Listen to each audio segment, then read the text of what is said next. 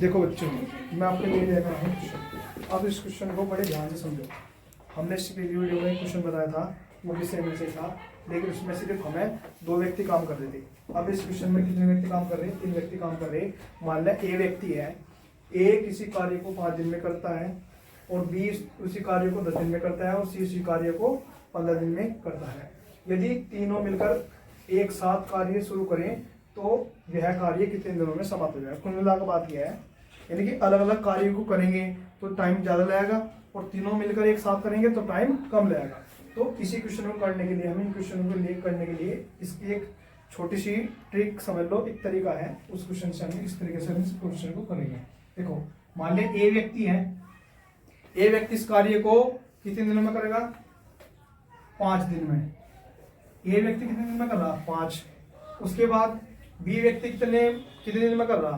B व्यक्ति कर रहा इस कार्य को 10 दिन में। फिर सी व्यक्ति है, सी व्यक्ति इस कार्य को कितने दिन में कर रहा? 15 दिन में। कितने में कर रहा? 15 दिन में। अब उन्होंने पूछा कि तीनों मिलकर एक साथ इस कार्य को करें तो वे कितने दिन में कर लेंगे। इस क्वेश्चन को करने के लिए हमें क्या करना है? इस तरीके से 3 डंडे खेल लेने।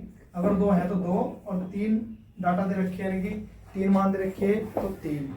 अब देखो उसमें 3 दे रखे, तो उनमें जो भी बड़ी संख्या है, जो संख्या बड़ी है, हम उस संख्या पर चलेंगे और हम ये चेक करेंगे कि क्या इससे यह संख्या कट जाएगी, क्या इससे संख्या कट जाएगी, इससे कट जाएगी, पर ये इससे नहीं कटने की। तो हमें क्या करना पड़ेगा? इसका एक और पढ़ा पड़ेंगे 15 का। 15 दूनी 30, 15 का एक और पढ़ा पड़ा, यानी कि 15 से भी कटेगा और 10 से भी कटेगा, 5 से कटेगा। अगर आपकी ये चीज समझ में आ रही हो तो आप क्या करोगे? इस तरीके से भी आंसर ले लोगे।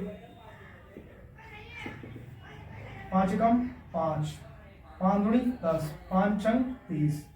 अब 2 से 2 कम 2, 2 दिया 6। अब 3 से 3 कम 3, 2 गुना 3 गुना 5, 2 दिया 6, और 6 बजे 30। ऐसे भी 30 आएगा। पर लेकिन जो मैंने आपको तरीका बताया कि जो सबसे बड़ी संख्या है उसको लेके चलेंगे और इससे हम काटेंगे। इससे अगर ये इनसे नहीं कट रही तो हम इसका अगला पढ़ा पड़ेंगे। 15 दूनी 30, इसकी एक संख्या ये आ गई। तो अब हम क्या करेंगे? अब ये 3 से कट जाएगी तो इसका एलसीएम कितना आ जाएगा? 30 आ जाएगा।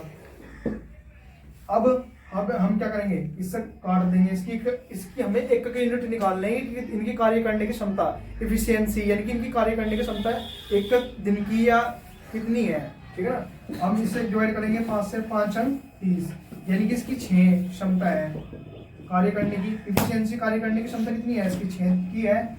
और बी की कितनी है? 10 दिया, इस 10 से काटेंगे, 10 दिया 30।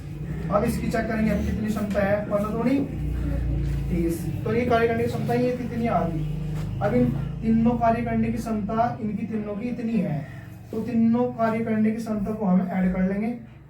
ऐड 6 3 9 और 2 11। टोटल कार्य करने की क्षमता कितनी आ गई? 11 आ गई।